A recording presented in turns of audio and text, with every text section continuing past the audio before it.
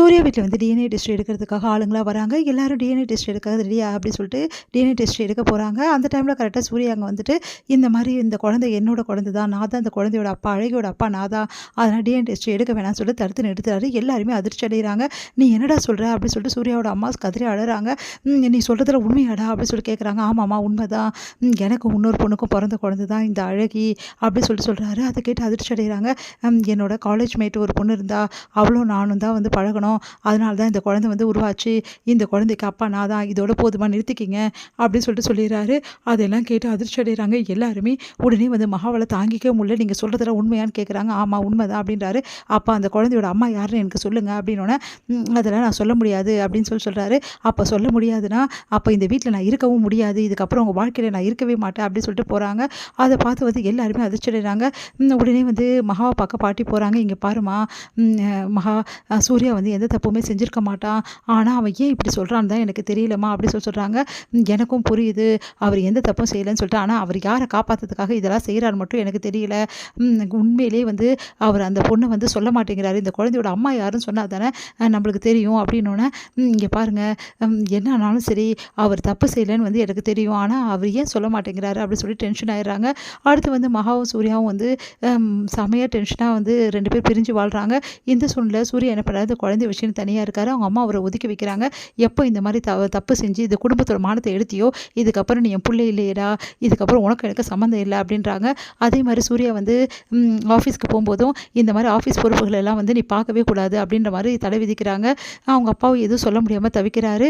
இந்த சூழ்நிலையில சூர்யாவோட ஆஃபீஸ் பொறுப்புகள் எல்லாமே வந்து விஜய் கிட்ட ஒப்படைக்கிறாங்க. அதனால அனாமிகா ரொம்ப சந்தோஷப்படுறாங்க.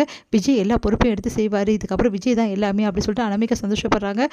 இங்க வந்து என்ன பண்றாங்க, எப்படியாவது சொத்தை கைப்பற்றணும்னு ஒரு பக்கம் வந்து என்ன பண்றாங்க, சித்ராவும் அவங்க பையனும் வந்து முடிவு பண்றாங்க. எப்படியாவது வந்து இந்த பொறுப்புகள் எல்லாம் வந்து நம்ம வாங்கிக்கணும், இந்த சொத்தெல்லாம் நம்ம கைப்பற்றணும் அப்படின்னு சொல்லிட்டு அவங்க ஒரு பக்கம் வந்து முடிவு பண்ணிட்டு இருக்காங்க.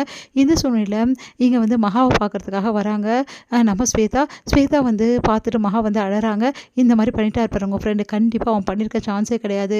அவனோட சர்க்கிள் எல்லாமே எனக்கு தெரியும். ஏன்னா நான் கூட படித்தவன். எனக்கு தெரியாதா? அவன் வந்து இந்த தப்பை பண்ண சான்ஸ் இல்லை. அவன் எதுக்கோ ஒரு விஷயத்துக்காக பொய் சொல்கிறான் மகா. அது என்னன்னு கண்டுபிடிக்கணும்." அப்படின்னோடனே, "சரி இப்போது உங்களோட வந்து சர்க்கிள் அந்த ஃப்ரெண்ட்ஸ் சர்க்கிள் எல்லாமே நம்ம விசாரிக்கலாமா?" அப்படின்னோடனே, "ஒரு கெட் டுகெதர் மாதிரி ஏற்பாடு பண்ணலாம். எல்லா பழைய ஃப்ரெண்ட்ஸ் எல்லாம் கூப்பிடலாம். அப்போ கண்டிப்பாக அங்கே சூர்யாவும் வருவான்.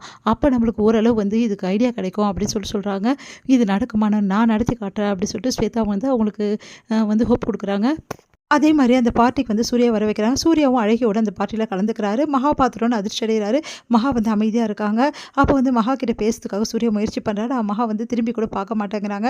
இந்த சூழ்நிலை எல்லாருமே வந்து பேசிகிட்டு இருக்காங்க.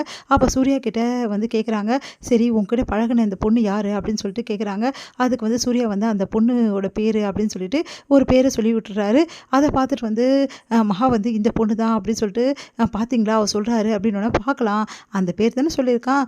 அந்த பேர் இதில் வராங்களான்னு பார்க்கலான்னு சொல்லிட்டு எல்லாருமே பார்க்குறாங்க. பார்த்தா அந்த பொண்ணு யார் சொல்கிறாரு சூர்யா, அந்த பொண்ணு வந்து ஃபோன் பண்ணுறாங்க. ஃபோன் பண்ணோன்னே எல்லாருமே அதிர்ச்சி அடைகிறாங்க. பார்த்தா அவங்களோட சிஸ்டர் வந்து அங்கே வராங்க. அவங்க வந்து, "இந்த மாதிரி அந்த பொண்ணு இறந்து போயிட்டாங்க, அவரோட ஃப்ரெண்டு." அப்படின்னு சொல்லிட்டு சொல்கிறாங்க. அதை கேட்டு அதிர்ச்சி அடைகிறாங்க எல்லாருமே. சூர்யா கிட்ட வந்து மகா கேட்குறாங்க, "நீங்கள் இந்த பொண்ணு தானே சொன்னீங்க, இந்த பொண்ணு இறந்து போய் எவ்வளோ வருஷம் ஆகுதா? அப்போ வந்து அழகி வந்து யாரோட குழந்தை, உண்மையை சொல்ல போகிறீங்களா இப்போ இல்லையான்றாங்க." அதுக்கு சூர்யா அமைதியாக அங்கேருந்து போயிடுறாரு.